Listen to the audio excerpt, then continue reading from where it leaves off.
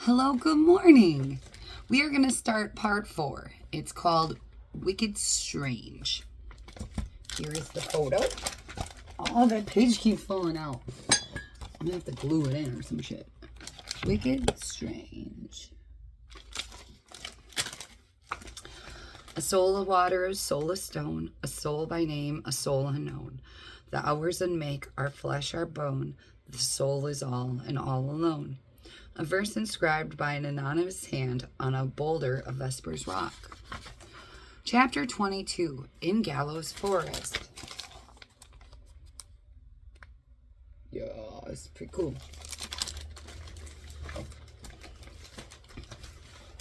Nobody, not even Christopher Carrion himself, knew every last secret of the Midnight Island.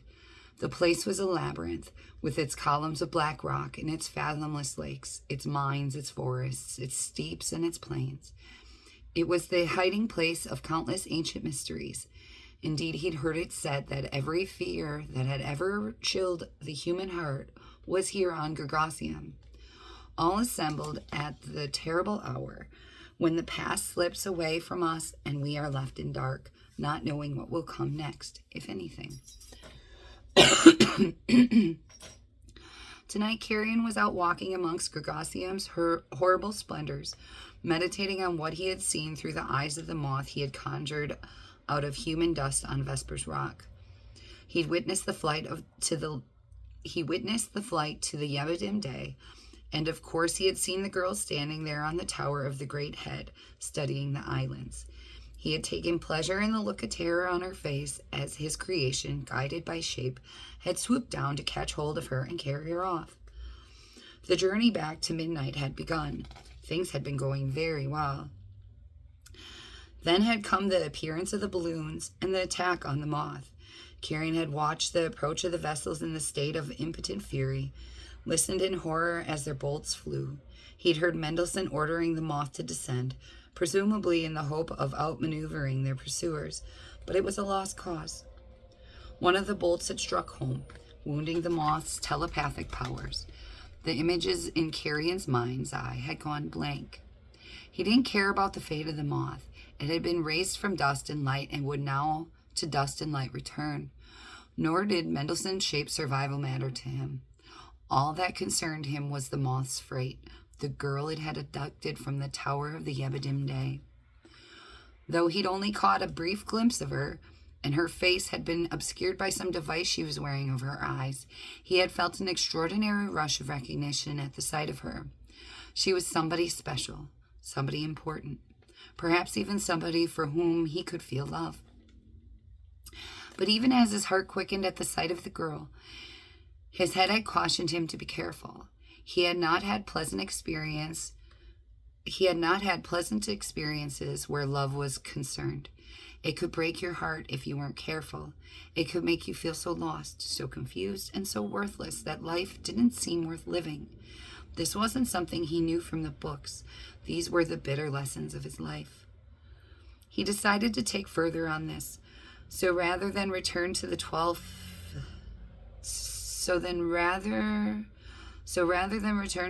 tower, he went walking, taking his favorite path through the Gallows Forest.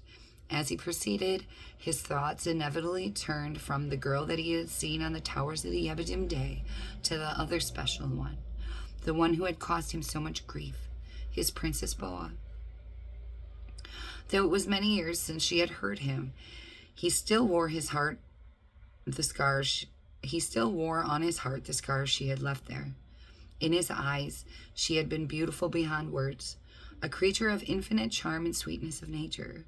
She had also been the daughter of King Klaus, who ruled at the time an alliance of the islands of Day. As such, she had been perfect match for the Lord of Midnight. So he told her in his letters to her. What a time of healing there would be, he'd written, if you would consent to marry me. You who love the daylight hours and I who love the night, wouldn't we be perfect together? For centuries, the islands have been at war, sometimes secret hostilities, sometimes open struggle. but always a conflict that ended in a terrible loss of life and in a stalemate which advanced the cause of neither side. At the end of all of that, at the end of an end to war forever, if you would marry me, we would announce on our wedding day that all enmities between the islands of night and day would henceforth cease, and that the old wounds would be healed away by the example of our love, and a new age begin, an age of everlasting love. The war makers would be stripped of their weapons and made to turn their hands to some loving labor. On that day, too, I would intend to free all of my many stitchlings, who have worked to defend midnight from attack. This would be an act of faith on my part. In doing this, I would be announcing to the world that I would rather die unarmed and in love than ever pick up another sword. And I would name you, my darling, as my inspiration. You, my sweet princess, would be the loving soul that the ABARAT would thank for your power to quell the anger in the heart of night. There had been many such letters, and many to him from the Princess Boa, in which she told him how beautiful his sentiments were, and how much she wanted to believe that Carrion's age of love everlasting was something that could indeed be brought about. My father, King Klaus, and my brother Quiffin have both advised me to accept your noble entreaties, the princess had written. But, my lord, I am far from certain that I can do as you all desire me to do. If I fail to feel in my heart the depth of love that a union of our souls surely demands, things would never go well between us. Please understand that I wish you no discourtesy in speaking this way. I only desire to speak truthfully so that there be no misunderstanding. Her letter, full of doubt, there was no outright refusal, at least not at the beginning, had hurt him. For long nights after receiving it, he could not bring himself to eat or to speak to anyone. Finally, he had penned a response begging her to reconsider. If you are concerned about my appearance, lady, he had said, please be assured. My grandmother, Mater Motley, has promised to use her skills in the magical arts to erase the marks that a life of grief and loneliness have left upon me, should you agree to a union between us. And though you say your soul is not touched by love for me, I yet dare hope I may earn that love, that your midnight prince would be made new again, as any lover should, new in your eyes, new in my own, and new, finally, in the eyes of the world. But all his reassurances could not persuade the Princess Boa to change her mind. She wrote back to him with great tenderness, but there was always uncertainty in what she wrote. She wasn't saying no outright, because her father agreed with Carrion and saw a great opportunity for peace between day and night if his daughter and the Lord of Midnight were to marry. But for her to say yes, she would have to be rid of all the questions that haunted her.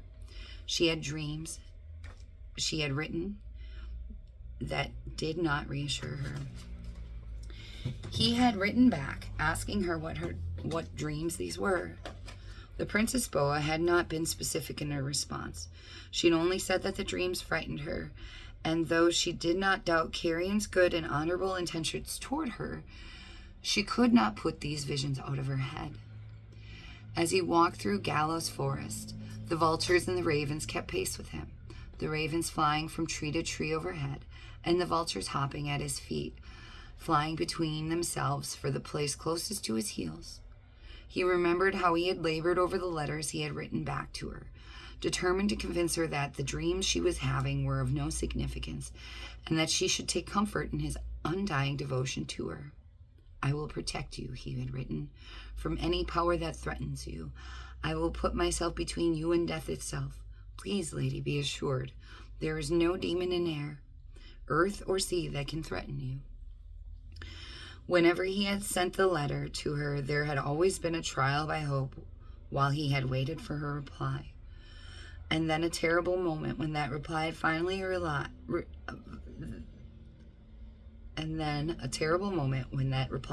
arrived, and his fingers had become thick and fumbling with unease as he struggled to open the envelope.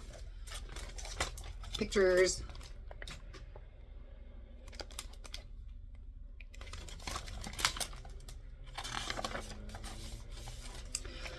The answers never satisfied him. He pressed her over and over to stop punishing him with indecision. And finally, after much importuning on his part, the princess had given him a clear answer. It could not, indeed, have been clearer. She did not love him, could not love him, and would never love him. He almost drowned in the wave of self-hatred that had broken over him when he read that final reply. He knew why she was telling him no, and it had nothing to do with her nightmares. It was something else, something far simpler. She hated him. That was the terrible truth of the matter. However tenderly phrased her refusal, he could read between the lines of her letter. She thought he was an ugly, scarred, nightmare-ridden, grotesque, and she hated him with all her heart. That was the beginning, the middle, and the end of the matter. His long meditative amble through the trees had brought him into the heart of the forest now, where the great gallows of the past had been planted. Some still had rotted nooses tied to their beams, and a few of those nooses still supported the remains of executed men and women, mummified in their last ghastly poses, mouths stretched grotesquely wide. Some had their tongues plucked out by hungry ravens, and many of the birds in this vicinity had come to possess the voice of those tongues that they ate. Now they chattered like men as they hopped around on the blood-red branches that had sprouted from the gallows. What a night to be hanged, eh? I was hanged on a night like this. How my wife cried. Mine didn't. Why not? She was the reason I had a noose around my throat. You killed her. I surely did. She cooked the worst bread pudding in Tasgamore. The Lord of Midnight put the absurdly grim gossip out of his head and let his thoughts go back to the girl that he had seen through the moss eyes in the towers of Yebadim Day. Though she had fallen out of the air when the moth was killed, she was still alive. Of that Carrion was irrationally certain, and sooner or later he would find her and speak to her. Did he dare believe that perhaps this girl had come from the hereafter as fortune's way of compensating him for what he had suffered at the hands of Princess Boa? Perhaps that was why he thought he recognized the girl, because she was a gift to him from circumstance. The thought lifted his dark mood somewhat. He walked on through the trees toward the cliff's edge, where he would have had a view toward the islands of the west, including, of course, the Yevadim Day. His route took him past the place among the trees where the two masked men, who had been wanderers in his prison, had developed a deep enmity for one another, were fighting with clubs. Here. The pair were brothers, Wendigo and Chillick, and Carrion had amused himself some days earlier by casually sowing a seed of discord between the two, a rumor no more, whispered in each ear, suggesting that one brother was attempting to become the prison's warden behind the other's back. It was a test, really, to see how long it would take for jealousy to overcome the once powerful love that the two brothers had borne one another. Not long was the answer. Here they were now fighting to the death over something that wasn't even true. Unseen, Carrion watched from the shadows as their fight reached its grim conclusion. One brother slipped in the mush of a rotted gallows leaf beneath their feet and went down in the dirt. The other man didn't give his brother a chance to beg for mercy. He raised his club and delivered the coup de grace with a whoop of boyish glee. The victor's moment of triumph didn't last very long. The whoop died away, and the surviving brother seemed to wake from his trance of envy and bloodlust. He shook his head and pulled off his mask. Then, letting both mask and club drop from his hands, he fell to his knees beside his sibling, recognizing what he had done. Recognition of what he had done flooded his face. Carrion laughed, hugely amused. Hearing the laughter, Wendigo looked up from his brother's body and stared off into the shadows. "Who's there?" he demanded of the darkness. The sudden grief of his voice disturbed a flock of gallows ravens in the branches overhead. They too had been watching the fight, it seemed. Now they called to Wendigo as they swooped down around him. "Murderer! Murderer! Murderer!" He tried to wave them off, but they weren't about to be driven away. Around and around they flew, some even daring to land on the man's head, to hop there and laugh into his ears. He struck wildly at them, but they were up and away before he could catch hold of their black and spindly legs. Defeated, now alone with his crime, Wendigo sank down, sobbing in the dead leaves. Carrion left the raisins to their Carrion left the ravens to their tormenting, and Wendigo to his tears. His mood was improving by the moment. As he walked, a wind came out of the west and passed through the forest, whistling between the rotted teeth of the hanged men and the sighing out of their eye sockets. The nooses creaked as the corpses swung back and forth. Carrion took off his gloves and put his bare hands up into the wind, his lips drawing back. They had been permanently scarred, those lips, by something that his grandmother had done to him many, many years before. Hearing him use the word love, Mater Motley had sewn his lips together and left him that way, speechless and hungry, for the space of a day. "Where are you, child of the hereafter?" Carrion wondered out loud. The wind carried his words away. "Come to me," he went on, as he walked through the swaying corpses towards the sea.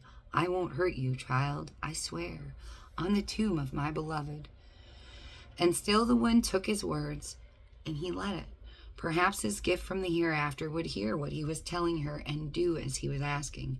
"Come to me," he had said again, dropping his words to a whisper. Imagine them finding their way into the ear of the trespasser, as she slept, perhaps, or as she stared out at the sea, just as he was staring out at the sea. "Do you hear me?" he said. "I'm waiting for you. Come to me, come to me, come to me." And that is the end of chapter 22. Whoop whoop.